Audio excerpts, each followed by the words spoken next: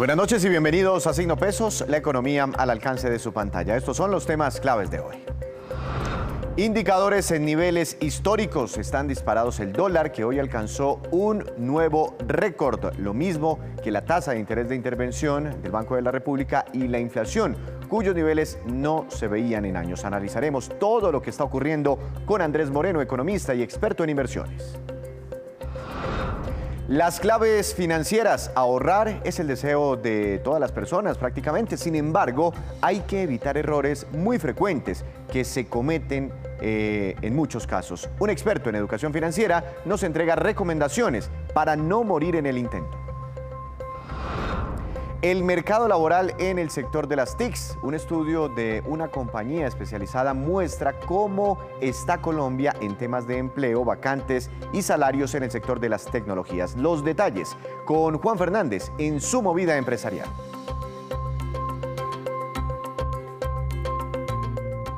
Comenzamos con esta que definitivamente es la cifra económica del día. Preste mucha atención, 4.209 pesos. Y corresponde al valor máximo alcanzado hoy en la cotización del dólar en el mercado spot de divisas, en el mercado colombiano. Además, el promedio de negociación estuvo muy cerquita de los 4.200 pesos, un nivel que es récord, que es histórico en nuestro país, casi 50 pesos por encima del récord anterior que se registró a comienzos de la pandemia. Y estos niveles máximos históricos en el dólar hacen pensar a muchos y preguntarse para dónde va, cuál será la tendencia de la divisa, al igual que otros indicadores que están también en niveles que no veíamos desde hace bastante tiempo, como la tasa de interés del Banco de la República y como también la inflación. Doctor Andrés Moreno, economista y experto en inversiones, buenas noches, bienvenido a Signo Pesos. Hola, Víctor, buenas noches. Muchas gracias por la invitación. Doctor Moreno, el día que fue elegido Gustavo Petro como presidente de Colombia, ese día el dólar estaba en 3.905 pesos, lo recuerdo muy bien. Y hoy alcanzamos a estar por encima un poquitico de los 4.200 pesos. Es decir, de ese momento a hoy ha subido 300 pesos el dólar. Es una muy fuerte devaluación del peso colombiano. ¿Todo esto se le atribuye a la elección presidencial o qué está pasando con el dólar?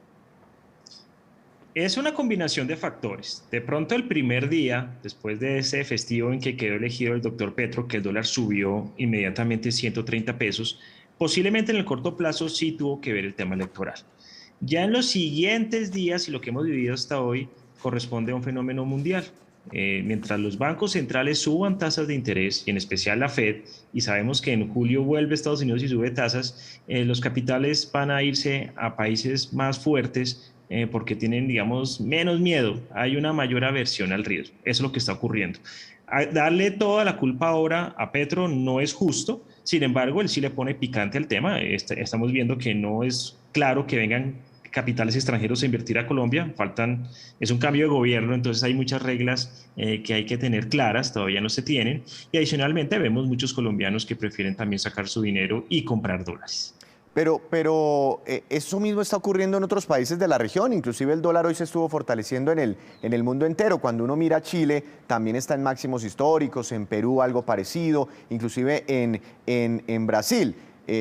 Petro no es el presidente de todos esos países, ¿no? No, dale la culpa a él, no. En el corto plazo, el primer día seguramente, ya en adelante es un fenómeno más mundial que tampoco es culpa de Duque, es un fenómeno que le está pasando a las economías emergentes. Lo que ocurre es que del presidente sí depende qué tan volátil sea ese movimiento y qué tan prolongado sea. Lo que necesitamos es que haya unas políticas muy claras para que se reverse ese movimiento en el momento en que ya pare la tendencia de la subida de tasas de interés. Eso es lo importante. Pero claro, hay mucha especulación y las personas de a pie pues se sienten muy preocupadas por la devaluación y tienden a atribuirle todo al tema político. Para mí actualmente pesa por ahí un 5, un 10%, pero el primer día de elecciones sí pesó por lo menos el 80%. Doctor Moreno, listo, llega el dólar, sube las escaleras y se sienta en los 4.200 pesos. ¿Qué va a pasar hacia adelante? Porque es que mucho de lo que usted nos cuenta, la inflación, la guerra en Ucrania, que las tasas de interés en Estados Unidos, pues eso como que no tiende a normalizarse en el corto plazo. ¿Será que el dólar continuará subiendo escaleras? La tendencia es alcista.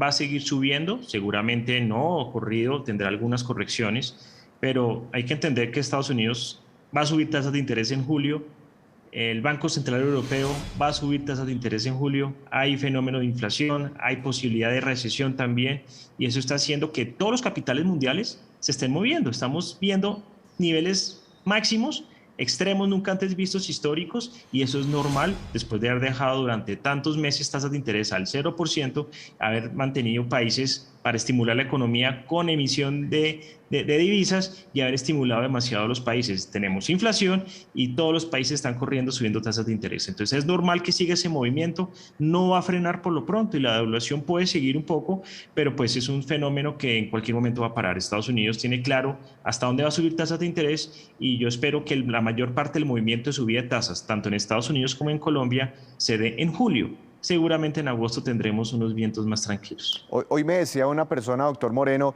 bueno, ¿y ustedes por qué le dan tanta importancia a eso del dólar, que llegue al nivel histórico? Eso, uno abre el periódico y la primera página habla del dólar y los noticieros abren con la información sobre el dólar. ¿Por qué tan importante si yo gano en pesos colombianos? A mí en teoría no me afecta. ¿Cuál es el impacto para las personas, para todos los colombianos, así no ganemos en divisa extranjera? Víctor, cuando sube tanto el dólar, hay ganadores y perdedores. ¿Quiénes son los perdedores? Los colombianos que queremos irnos a viajar al exterior, comprar pasajes y viajar está carísimo. Perdedores, los importadores. Los que compran mercancías y quieren acá venderlas, pues les va a tocar subir el precio, está carísimo el pago. Las personas que tienen deudas en dólares, se les incrementó. Las personas que pagan seguros, por ejemplo, en dólares, se les incrementó. Las personas que tienen a sus hijos estudiando en el extranjero o mantienen a alguien en el extranjero, pues imagínense lo que está pagando ahorita. Pero ¿quiénes son los ganadores? Bueno, los que ganan en dólares. Las personas que ganan en dólares aquí están recibiendo una gran cantidad de dinero. Los extranjeros pueden venir acá a hacer turismo, es mucho más barato. Las personas que te mandan remesas, buenísimo, están muy bien. Los exportadores están vendiendo en el extranjero un gran dólar. Entonces, por eso es tan importante. Para nosotros los de a pie es importante porque a veces compramos cosas en el exterior y pues está muy caro el dólar. Adicionalmente, vemos cómo cada vez somos, entre comillas, más pobres porque pues en más devaluación nos cuesta más dinero comprar dólares para ir y comprar otros productos en el extranjero. Actualmente un salario mínimo son más o menos $230. En el extranjero, $130 pues no alcanza para vivir un mes ni casi que en ninguna parte del mundo. Por eso es tan importante la devaluación. Y eso también puede generar algunos fenómenos inflacionarios en Colombia. Los productos importados, los insumos, materias primas que lleguen, pueden llegar muy costosos y pues la inflación puede, los efectos que está haciendo el Banco de la República subiendo tasas, pues puede que no se vean en el corto plazo precisamente por esa devaluación. Yo quisiera atar eso que usted dice, el movimiento del dólar que puede generar inflación, ese incremento tan fuerte, ¿no?, en las tasas de interés del Banco de la República, tal vez el más agresivo. Yo me puse a ver el histórico en unos 24 años, no subían 150 básicos las tasas de referencia, aunque hemos tenido momentos de tasa de interés más altas. En fin, como que el panorama es bastante complejo. ¿Qué hacer si tengo de pronto un empleo, un ingreso? ¿Cómo hago para sortear estas dificultades y para no arriesgarme un poco? Bueno, el hecho de que suban tasas de interés están haciendo que la economía vuelva a nivel de tasas normal y es algo también positivo. Se suben precisamente para que no haya más inflación, que es el peor de todos los males. Las personas a común, consejos. Hombre, busque ingresos en dólares, diversifique en dólares. No quiere decir que se vaya a trabajar al extranjero, pero actualmente por freelance, online, uno a control remoto puede trabajar y buscar otro tipo de ingresos, dicte clases de español, habilidades, haga cursos o busque trabajo. Hay muchas personas en el extranjero buscando capital colombiano para trabajar. Entonces, busque trabajo en el extranjero y diversifique en dólares. Segundo, con el alza de tasas de interés, tenga cuidado con los créditos. Los créditos de libre inversión, los créditos de tarjeta de crédito ya casi están al 33% y seguramente van a subir un poco más. Entonces, no es un buen momento para endeudarse y para tener nuevos créditos. Las tasas de los créditos anteriores se van a mantener. Y adicionalmente, aproveche para invertir en renta fija. Hay muchas mejores tasas que no vemos hace 6 o 7 años y de pronto van a subir un poquito más. ¿Qué es renta fija? Así que invierte en CDTs, invierte en fondos de inversión. Invierte en fondos de inversión de corto plazo, en títulos TES, en bonos, en fondos que le permitan a usted invertir en ese tipo de títulos, fondos de inversión colectiva y fondos de pensiones voluntarias. Invierta las mejores tasas sin arriesgar tanto. Sin arriesgar tanto. Si yo tuviera, no sé, 10 millones de pesos ahorrados y... porque es que usted dice, busque un ingreso en el exterior. A veces no es tan fácil, ¿no? Conseguir un trabajo en el exterior. Claro que usted tiene mucha razón, hoy en día hay muchas facilidades y muchas oportunidades. Pero si se tuviera un ahorro, también sería recomendable comprarse unos dolaritos, no esperando a que suba, sino como para tener ahí una parte de mi inversión o de mi ahorro en moneda extranjera. Depende de tu perfil de riesgo y depende también de los usos que quieres hacer con el dinero. Si estás pensando viajar, comprar algo en el exterior, claro que vale la pena irlos comprando. Lo que ocurre es que no es buena idea empezar en máximos históricos. No sabemos hasta dónde va a subir. Es mejor comprar cuando las cosas caen. Es que realmente hace 3 semanas el dólar estaba a 3.900 y nadie quería comprar. Ahora que está en máximos, todo el mundo quiere comprar y realmente no puede que sea el mejor momento. Yo esperaría que el dólar corrija un poco para empezar a hacer operaciones, pero es válido también alguien que no se quiera aguantar y quiera salir. Y bueno, pues puede ser una inversión para diversificar, pero también hay que entender que en Colombia una tasa fija, una rentabilidad en CDT, en un fondo de inversión colectiva, ya está dando el 11, el 12%. Es mucho más de lo que puedes ganar con una devaluación del dólar actualmente. Claro, claro, eso es muy importante. Una última pregunta. Pues todos nos han dicho que esa trepada del dólar es explicada en parte por ese miedo que hay hacia una recesión económica. ¿Usted la ve cerca en Colombia o en el mundo? ¿Qué tan lejos estamos de eso? Es una realidad que los países van a crecer un poco menos y la subida de tasas de interés precisamente es para frenar ese crecimiento. Las tasas de interés las suben para que baje ese crecimiento, pare y también pues pare un poco la inflación. Lo que ocurre es que tienen que ser muy cuidadosos para que esa subida de tasas no genere mayores problemas, una recesión, una estanflación. Entonces, lo importante es que es posible que haya una pequeña recesión, controlado, medible. El mundo se está ajustando de todo lo que ocurrió con la pandemia. A mi manera de ver, todavía faltan varios datos para determinar que viene una recesión, pero lo que sí sabemos es que la volatilidad va a seguir durante las siguientes semanas, por lo menos hasta agosto. Yo creo que esto va a seguir para arriba y para abajo, mientras los bancos centrales llegan a la tasa real que tienen que tener las tasas de interés. Vamos a seguir como un yoyo entonces con el dólar y con muchos precios de muchos activos. Doctor Moreno, por eso, en medio de esta volatilidad, seguramente tendremos más espacios para seguir dialogando. Muchas gracias, feliz puente. Lo mismo, Víctor, así es, que estén bien, que descansen, muchas gracias por la invitación. Cerramos entonces la semana con el dólar más caro de la historia, arrancamos el mes de julio con el dólar más alto, un dólar sin precedentes. Hacemos una breve pausa, pero cuando regresemos espere, ¿cómo cerró el precio del café colombiano? Ya les contamos. Regresamos, volvemos a Signo Pesos. Ahorrar es una actividad muy necesaria para todas las personas, ya que nos permite alcanzar metas y sortear ciertas emergencias. Sin embargo, aunque es algo que parece ser muy sencillo, no lo es y muchas personas cometen errores en este propósito. Por eso hemos invitado a Jeff Mosil, experto en educación financiera e inversiones en bolsa, para que nos entregue recomendaciones. Jeff, buenas noches, me alegra mucho tenerlo por aquí en Signo Pesos, lo sigo mucho en redes sociales, ¿cómo le ha ido? Gracias, Víctor. Pues fenomenal. Por aquí estoy transmitiendo en este momento desde la madrugada en mi casa, pero atento siempre a mi hermoso pueblo de Colombia, ¿vale? Entonces estamos atentos a lo que tú dispongas. Muchas gracias por atendernos. Bueno, usted hace mucho énfasis en que hay una gran diferencia entre ahorrar e invertir y a veces creemos que es como lo mismo. ¿Cuál es la diferencia? Lamentablemente nos educaron en que la cultura del ahorro es lo que produce riqueza, pero en realidad es todo lo contrario, o sea, se aleja de la realidad. El ahorro digamos que lo han metido dentro de cada uno de los marcos de la educación y en nuestros hogares como ahorra y guarda para tiempos difíciles. Y cuando lo hacemos de esa manera y no buscamos la forma en la que nuestro dinero esté trabajando y esté moviéndose, pues lo que estamos es generando de verdad, nos estamos preparando para una crisis, entre comillas. Entonces estamos viendo todo desde la escasez.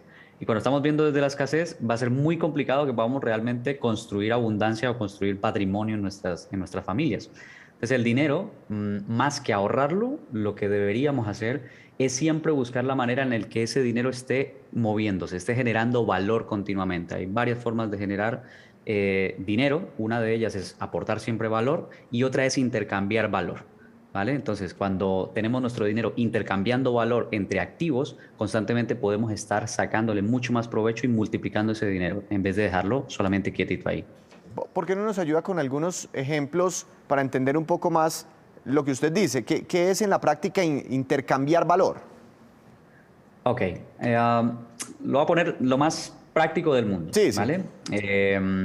A ver, primero, bueno, lo que hago yo actualmente y lo que hago hace muchísimos años, pues es intercambiar valor, por ejemplo, en acciones, ¿no? Yo compro y vendo, por ejemplo, acciones, compro y vendo pares de divisas, etcétera. Pero si lo llamamos un ejemplo muy práctico, hace muchos años, cuando yo estudiaba medicina, yo en Colombia, por ejemplo, pasé por negocios tradicionales, yo hice de todo. Y, por ejemplo, yo lo que hacía cuando estaba en una situación muy complicada de mi vida era que me iba en ese momento para Bogotá y me iba para San Victorino, por ejemplo, y compraba mercancías.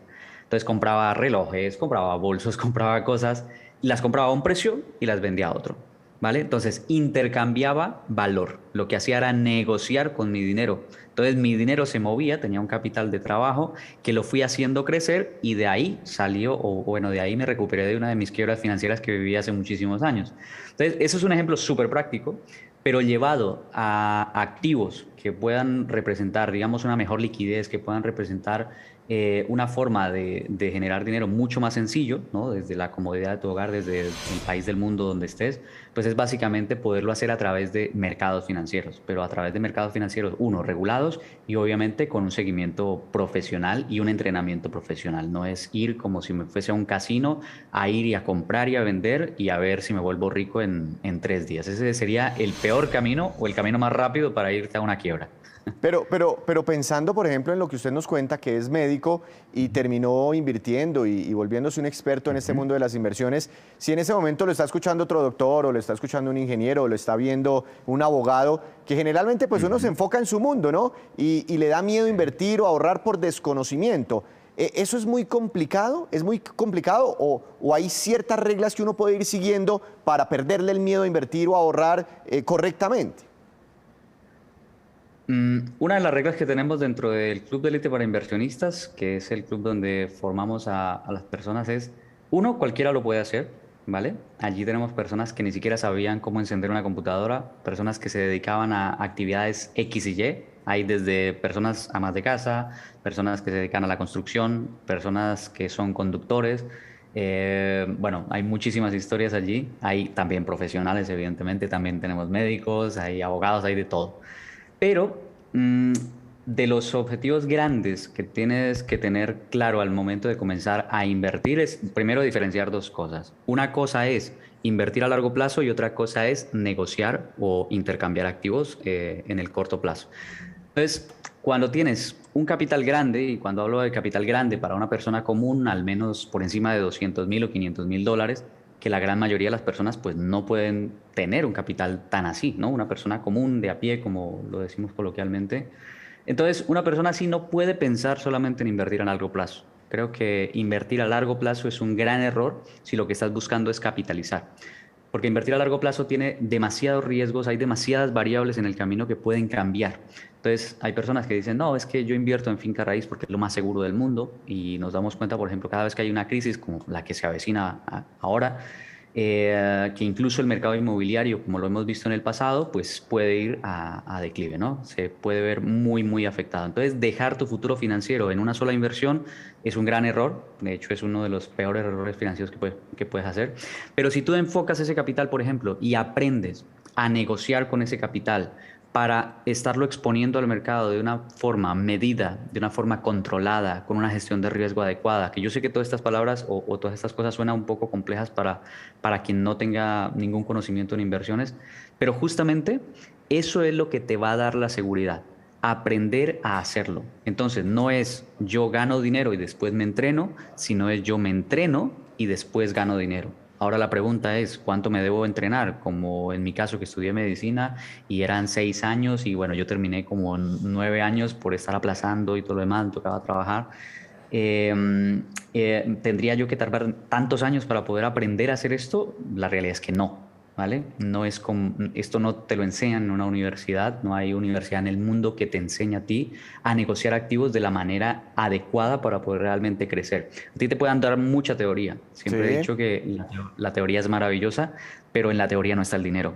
Hay personas que se saben los libros al derecho y al revés, que son Sí. expertas en economía, pero lamentablemente vamos a ver sus economías, si están quebrados, Sus si tienen portafolios. una casa la deben. Pero es que sabe que me Eh, llama mucho la atención porque hay gente que que gana bien, tiene buenos empleos y uno las ve endeudadísimas y pidiendo plata prestada y uno los ve con buenos trabajos. Seguramente antes de invertir, primero está el paso previo para ahorrar. ¿Qué porcentaje, para ahorrar y empezar a conseguir como un capitalcito antes de invertirlo, qué porcentaje del ingreso debería uno fijarse como meta para empezar a crear un ahorro? Para esto hay muchos factores. A veces nos ceñimos y nos metemos a una página de internet y es lo primero que nos suelta ahí, ¿no? De cómo distribuimos nuestros recursos y cuánto deberíamos ahorrar y cuánto no sé qué. Pero lo que no tenemos en cuenta es que no hay una regla específica para todos, sino que hay reglas específicas para ciertos grupos de ingresos. Y depende también la situación de la persona. Si la persona tiene ingresos en ese momento consistentes, si la persona tiene un negocio y los ingresos son muy variables, si esta persona, por ejemplo, lo que tiene es un producto de una herencia, tiene un dinero guardado allí, etcétera, etcétera, ¿qué debería hacer con ese dinero? Pero si tú, por ejemplo, tienes un trabajo y tienes un ingreso recurrente que es más o menos estable o no tan variable, yo te diría que primero vieras qué cantidad de dinero estás ingresando, ¿no? La capacidad de riqueza no es la cantidad de ingresos que tengas realmente, sino es lo que tú haces con ese dinero. Entonces, yo, dentro de mi experiencia, he conocido personas, como tú lo dices, personas con mucho dinero, o sea, entre comillas, con muchos ingresos, ¿no? Que en Colombia, a ver, cualquiera que genere más de tal vez $7,000, bueno, 25 o 30 millones de pesos al mes, es muchísimo dinero. Cuando yo realmente entendí y salí al mundo y empecé a entender las inversiones y los negocios, me di cuenta que era una cifra completamente ínfima, completamente absurda, era demasiado bajo. Pero lo que sí te tengo una buena noticia es que es posible alcanzarlo cuando entiendes cómo funciona realmente el dinero y cuando puedes ahorrar desde abajo. Entonces, desde abajo, ¿qué quiere decir? Que si tú tienes ingresos pequeños, tu esfuerzo máximo debe estar enfocado en dos cosas. El primero es ahorrar una gran parte de ese dinero que estás generando, por decir, si tus ingresos son menos de $1,000, que en este momento serían unos 4 millones y medio, más o menos en Colombia. Si tú estás generando ingresos por debajo de esto, son dos esfuerzos. El primero es, me enfoco en ahorrar la mayor cantidad de ingresos que pueda, entre un mínimo un 20 a un 40% de esos ingresos. Y segundo, si estoy generando tan poco dinero, mi esfuerzo más grande no solamente va a ser en ahorrar, porque como bien lo dijimos, ahorrar por ahorrar, al final es perder dinero, ahorrar por ahorrar no genera riqueza, sino es buscarme más fuentes de ingreso. ¿Qué debo hacer yo para buscarme otro activo, otra fuente que me sume para que yo tenga un ingreso adicional, 1, 2 o 3 ingresos adicionales, ojalá, pero Sí. depender siempre de uno solo, ahí está como que te entierras en un círculo vicioso, en una carrera de las ratas que escribe mucho por allí Kiyosaki, donde simplemente trabajas para pagar deudas, para pagar cuentas y al final del mes no tienes dinero y ¿qué tienes que hacer? Pues tienes que volver a trabajar y así sucesivamente. Entonces es un círculo vicioso que entras una y otra vez y es un círculo que te lleva inevitablemente a la pobreza gracias a, bueno, todos los factores que van devaluando cada vez más la moneda. Que si bien la devaluación no es solamente del peso, sino la devaluación está a nivel global. Claro, claro. Depende directamente de la devaluación directa del dólar, del euro, etcétera, ¿no? No es solamente el peso. Pues Jeff, muy interesantes todas estas recomendaciones. Intentaremos seguirlas para primero aprender a ahorrar y después coger un capital e invertirlo. Muchas gracias. Feliz noche, feliz fin de semana. Un placer, Víctor. Que pases Tips una excelente que nunca, noche. Adiós. Muchas gracias. Tips que nunca caen mal. Hacemos otra breve pausa, pero ya les contaremos los resultados de una encuesta sobre el uso de las redes sociales aquí en nuestro país. Ya volvemos. Y a esta hora saludo a Juan Fernández, quien llega con noticias del mundo empresarial. Buenas noches, Juan, con su tema. Adelante, bienvenido. ¿Cómo van sus cosas? Buenas noches, hoy voy a hablarle de cómo se comporta el mercado de la industria de las tecnologías de la información en cuanto a salarios y contrataciones en Colombia, un sector que, para empezar a darle datos, creció en el país el año pasado 10,1% y donde la retención del talento se hace determinante. La industria del software y las tecnologías en Colombia representa alrededor de $10,000 millones anuales, crea cerca de 370,000 empleos en esa línea sobre los datos de este reporte laboral de la firma Hireline, que indican que el salario promedio de un profesional en tecnologías de la información en Colombia es de 5.790.000 pesos mensuales en un mercado donde el 73% de los vacantes en Colombia se encuentran en Bogotá. El resto de las oportunidades del sector se distribuyen entre Medellín, está por el 14%, y Cali con el 4%. Y es Medellín precisamente donde mejores salarios se ofrecen para los profesionales de tecnologías de la información con un promedio de 6.950.000 pesos. La muestra es significativa porque se hizo a más de 3.500 profesionales. Juan, ¿y cuál es el perfil más buscado en ese sector de las tecnologías de la información? Sí, mire, el perfil más buscado de las tecnologías de la información por las empresas es el desarrollador o programador, y son tan demandados que el 22% de los profesionales consideran un aumento salarial entre el 21 al 30% para cambiarse de empleo. Aún así, casi el 47% de los profesionales cambiaron de empleo hace menos de un año, y de esos, el 42% de los profesionales de tecnologías renunciaron a su empleo anterior por no tener una compensación adecuada.